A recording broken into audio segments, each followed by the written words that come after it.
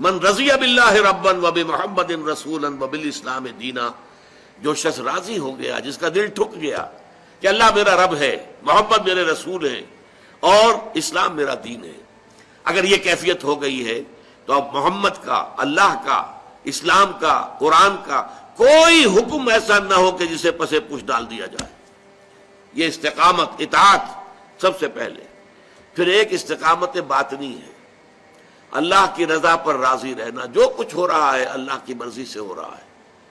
ہمارے والد صاحب ایک واقعہ سنایا کرتے تھے، یہ غالباً 1919 میں پلیگ بہت بڑی پھیلی تھی، اور ایک تھے اللہ کے بندے، ولی اللہ، صوفی، وہ صوفیاء کرام میں سے حصار میں عبد الصمد خان صاحب، جنہیں حضور جی کہا جاتا تھا، وہ پھر پاکستان میں بھی آ گئے تھے۔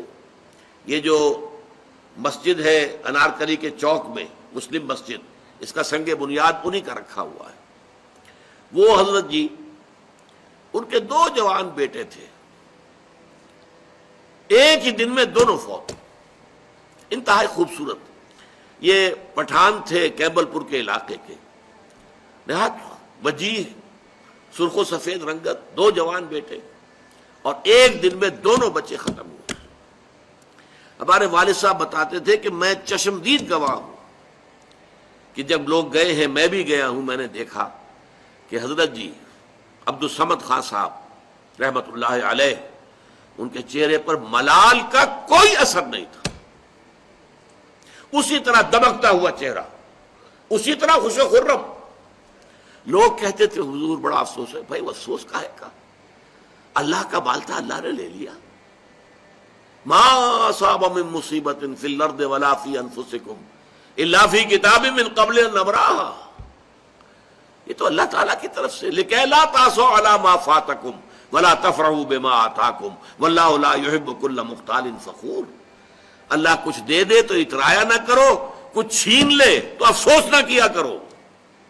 اللہ نے چھینا ہے، کوئی حکمت ہوگی۔ یہ جب تک کیفیت نہیں ہے تو استقامت کا ہو۔ راضی برضائے رب، رضائے رب پہ راضی رہے، یہ حرف آرزو کیسا؟ خدا خالق، خدا مالک، خدا کا حکم، تو کیسا؟ تیری مرضی، میری پسند، میری رائے۔ Who are you؟ رضائے رب پہ راضی رہے، جو رضائے رب ہے اس پر راضی رہو۔ یہ ایسا ہو جانا چاہیے، یہ یوں ہو جانا چاہیے، یہ کیا حرف آرزو؟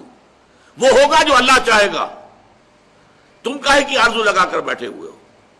رضائے حق پہ راضی رہے، یہ حرف آرزو کیسا؟